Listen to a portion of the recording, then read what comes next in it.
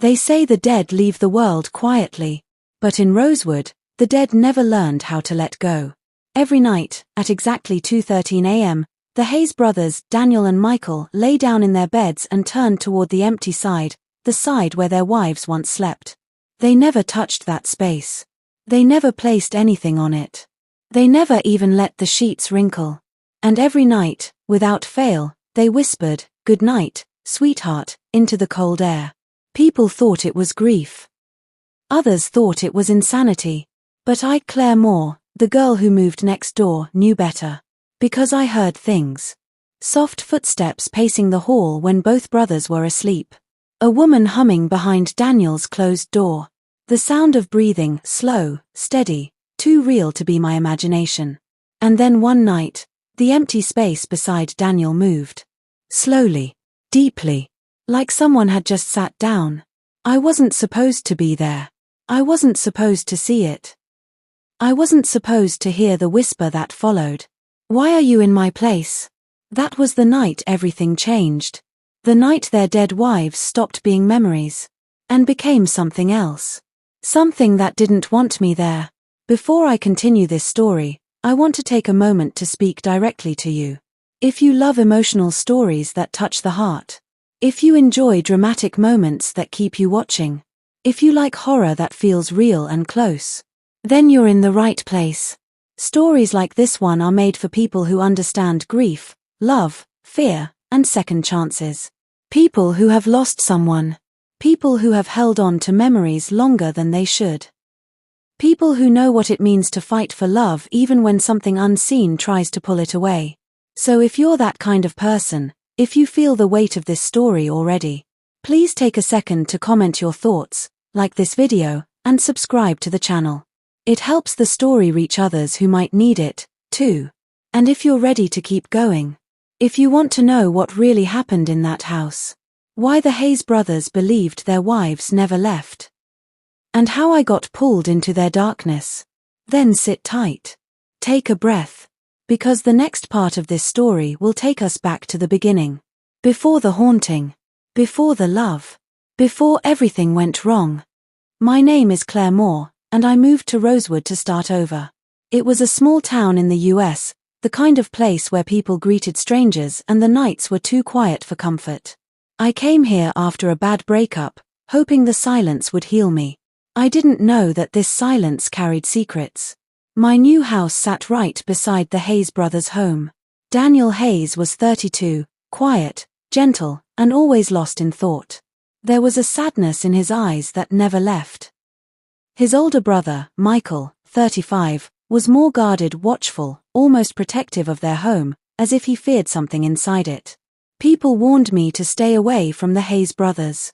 Not because they were dangerous, but because they were broken.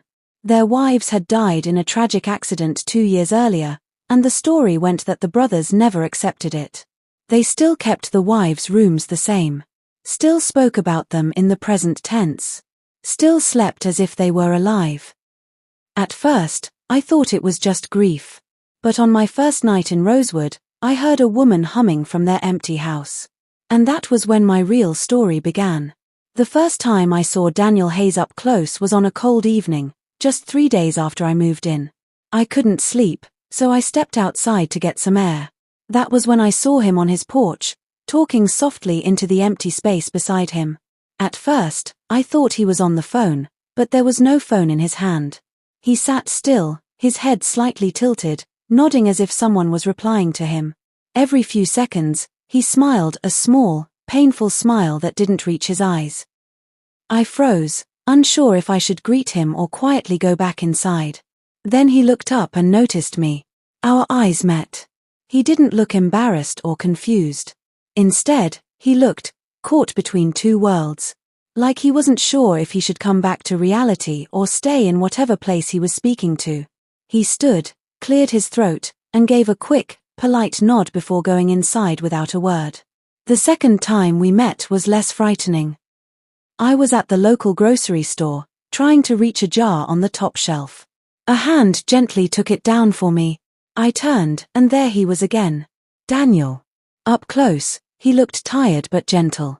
His voice was soft when he said, You just moved in next door, right? Claire. I nodded. He smiled, and for a moment, he looked completely normal, no sadness, no shadows, no strange behavior. Just a man trying to be kind. But before I could ask how he knew my name, Michael appeared behind him. His expression was nothing like Daniel's. Suspicious. Sharp. Almost warning. Daniel, Michael said firmly, we need to go. Daniel gave me an apologetic look before walking away. But Michael didn't move until Daniel was at the door. Then he said quietly, without emotion, you don't want to get close to us. And he walked off. He didn't know it then. Neither did I. But that warning only pulled me in deeper. After that day in the grocery store, Daniel and I began to see each other more often, sometimes by chance, sometimes because one of us quietly hoped the other would appear. It started with small conversations. A simple good morning when I stepped out to check my mail. A do you need help with that, when I struggled with my trash can. Little things that didn't feel like much at first, but slowly became our routine. Daniel always looked like he was carrying the weight of the world, yet he tried to be gentle with me. He listened more than he talked. He laughed sometimes, softly, almost like he was afraid someone might hear. And each time he smiled, the sadness in his eyes lifted just a little. One evening, I found him sitting outside, staring at the sky. I almost walked past, but he looked up and said, do you want to sit for a bit? I did. We talked about nothing and everything. The town, my old life, his favorite books. But whenever the subject got close to his wife, he went quiet. His fingers always tightened around the arm of the chair. His jaw clenched. And he would whisper, not yet. Days turned into weeks. I started cooking extra food and bringing him a plate. He started leaving flowers on my porch, simple wildflowers he picked on his morning walks. We shared late-night talks through the fence between our houses. Sometimes he told me stories about his wife, Emily, how patient she was, how she laughed loudly, how she made their house feel alive. But whenever he spoke about her, it was in the present tense. She likes lilies. She hates cold rain. She always hums while she cooks. The first time he said that, I felt a chill. Not because he was crazy, but because the humming I heard on my first night matched exactly what he described. Still, I couldn't stop myself from falling for him. His kindness. His pain. His quiet strength. It all pulled me closer. Then one rainy afternoon, his control slipped. I went to return a dish he had given me, but the front door was half open. I knocked gently before stepping inside. The house was dim, heavy with emotion. Daniel was sitting on the edge of his bed, staring at the untouched, perfectly arranged empty space beside him. His voice broke when he said it. She still sleeps here, Claire. Every night. I wanted to run. I wanted to stay. I wanted to save him from whatever held him captive. He looked up at me with wet eyes and whispered, I don't want to lose her again. But I don't want to lose you either. My heart clenched. Because that was the moment I knew I loved him. And love was about to pull me into the darkest part of his life. Falling for Daniel felt natural. Facing what came with him did not. The deeper I got into his world, the more I realized his grief wasn't quiet. It had a shape. A presence. A behavior. And it lived inside that house with him. The first real warning came one night when Daniel invited me over for dinner. Michael wasn't home, so the house was silent. Too silent. Even the air felt heavy. We sat at the table, eating slowly, talking about simple things. Then suddenly, Daniel froze. His eyes shifted to the empty seat beside him. His breath shortened. His fork slipped from his hand. She doesn't like guests at dinner, he whispered. I tried to stay calm. Daniel, it's just us here. He shook his head, trembling. No. She's sitting right there. The room stayed still until the glass in front of the empty chair slid 2 inches across the table. That was the night I realized grief wasn't the only thing in that house. After that, things escalated. When I washed dishes with Daniel one afternoon, the faucet turned off by itself. When we walked through the hallway, picture frames fell from the walls as if yanked. When I reached for Daniel's hand one evening, a cold wind burst through the closed window, knocking over a lamp. Michael finally confronted me. One rainy morning, he came to my door with a hard look in his eyes. "You need to stop seeing my brother." I told him I cared about Daniel. He said that was the problem. His wife is gone, but he hasn't let her rest. The more you get close to him, the more, whatever he's holding on to fights back. He wasn't threatening me. He was warning me. But I didn't listen. Daniel started opening up more, telling me how Emily died in a car accident. How he believed her spirit stayed behind because their last conversation ended in anger. How he felt her every night, her breath, her warmth, the dip in the mattress. I wanted to help him move on, but every time I tried, something pushed back, literally. One night, I left his house after a long talk. As I walked down the front steps, I felt a sudden, violent shove on my back. I stumbled so hard I almost hit the ground. I turned around. No one was there, but Daniel's bedroom light flickered wildly. The message was clear. His past wasn't ready to let him go. And it definitely wasn't ready to let me in. But the worst moment came a week later. I was in Daniel's room, begging him to face the truth that his wife was gone, and he needed peace. He looked at me like a man breaking apart. "I want to choose you, Claire," he whispered. "But she won't let me." As soon as he said it, the untouched side of the bed sank slowly, deeply, as if someone had lain down. Daniel whispered, terrified, "She's here." And for the first time, I believed him. The night everything reached its breaking point was a stormy Friday, the kind of night where the wind screams through the trees and the rain feels like fists on the windows. I hadn't planned to visit Daniel, but something in my chest told me I needed to go. When I reached the Hayes house, the front door was wide open. Lightning struck, lighting up the hallway. That's when I heard it, Michael screaming Daniel's name from upstairs. I ran up the stairs without thinking. At the top, I saw them both in Daniel's room. Michael was shaking, holding Daniel's shoulders, trying to pull him away from the bed. Daniel wasn't even looking at Michael. He was staring at the empty side of the bed, except it wasn't empty anymore. The mattress was sinking, deeper and deeper, as if someone invisible had lain down. The blanket was slowly being pulled back, shaped around a form I could not see. The air turned ice cold, burning my skin. Daniel whispered, voice trembling, "Emily. Please, don't do this." His arm lifted on its own. No, it was pulled. His fingers stretched out like he was reaching for someone's hand, someone only he could feel. "Daniel!" Michael yelled, trying to drag him back. But Daniel's body resisted as if another force was pulling him harder. Then I heard it. A whisper. Not in my ears, inside my chest. "He is mine." The lights burst. The window slammed open. The air whipped around us in a violent circle. Daniel's feet lifted slightly off the floor as the unseen presence tugged him toward the bed. He screamed, "Claire, run." But I didn't move. I couldn't. Because for the first time, I understood the truth. This wasn't Emily. This wasn't a ghost of love. This was grief, twisted, alive, desperate to keep the brothers trapped. Their guilt had fed it. Their longing had shaped it. And now it wanted to replace the living with the dead. I lunged forward and grabbed Daniel's arm.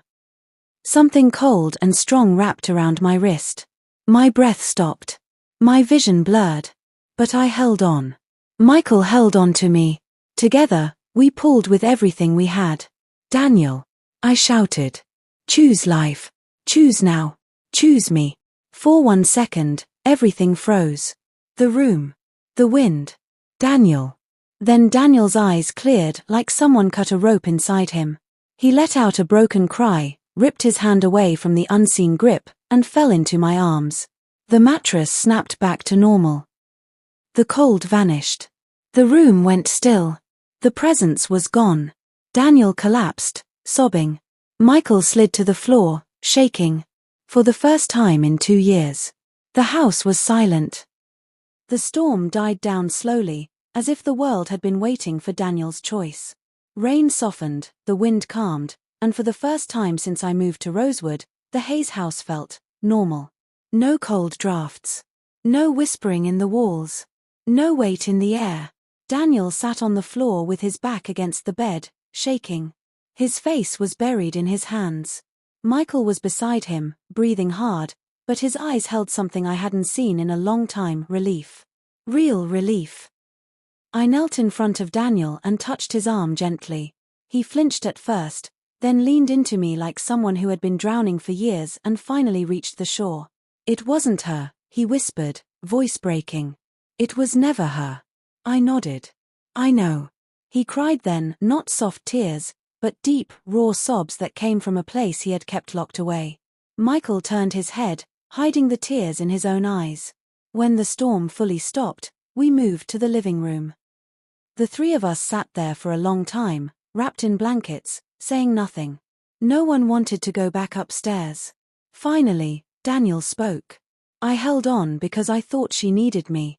But it was me who couldn't let her go. I squeezed his hand. "You loved her. But love doesn't trap the living. She wouldn't want that." Michael nodded slowly. We fed the grief until it became something else, something that felt real. Daniel looked at me with tired eyes. "Thank you for pulling me back." "Thank you for choosing to come back," I said. The next morning, Daniel did something he hadn't done since the accident. He opened all the windows. He removed the untouched pillows from the bed. He folded the blanket that had never been disturbed. And then he whispered a soft goodbye to the memory, not the ghost. Michael started attending grief counseling. The shadows in his face slowly faded. His house became lighter, warmer. And Daniel, he didn't rush into anything with me. But he didn't withdraw either. We spent time together, slowly, carefully learning each other without fear haunting his every breath. One evening, weeks later, he took my hand as we sat on his porch. "Claire, I'm ready to live again." It wasn't a declaration of love. It wasn't a promise. It was something better. A beginning. And for the first time, the house behind him didn't feel like a tomb. It felt like a home. Grief can feel like a presence. It can weigh on your chest, whisper in your ears, and make you believe the past is still alive. Daniel and Michael taught me that lesson in the hardest way possible. Holding on to someone who is gone may feel like love, but it can trap the living. It can blind you to the people who care about you now. It can create shadows that no one else can see, shadows that almost swallow everything you have left. But letting go doesn't mean forgetting. It means choosing life again. It means remembering the love you had while making space for new happiness. Daniel finally understood that. He let go of Emily not because he stopped loving her, but because he learned that true love frees, it doesn't imprison. And I learned too that sometimes love is about patience, courage, and waiting for someone to step out of the shadows. It's about standing with them when they are ready to face the truth. Grief is not a ghost. It is a test of the heart. And the living must always choose to live, even when the past calls them back. Thank you for staying with me through this story. They sleep beside their dead wives every night. Then This Happened is more than a tale of grief and ghosts, it's about love, loss, and learning to live again. I want to hear from you. Have you ever felt trapped by a memory or a past love? Did you experience a moment when you had to choose life over the shadows of what once was? Share your thoughts in the comments below. Your stories matter, and they may help someone else facing their own shadows. If this story touched you, scared you, or made your heart ache and beat faster, please like this video. Subscribe for more true life-inspired tales that mix emotion, drama, and suspense. And remember, grief can whisper, haunt, and linger, but life is waiting, just beyond the shadows. Choosing the living, embracing the present, and opening your heart again is not weakness, it's courage. So, take a breath, let the past rest, and step forward. Because love can survive grief. Because life is still waiting. And because some stories are meant to remind us that even in darkness, hope can shine through. Thank you for watching.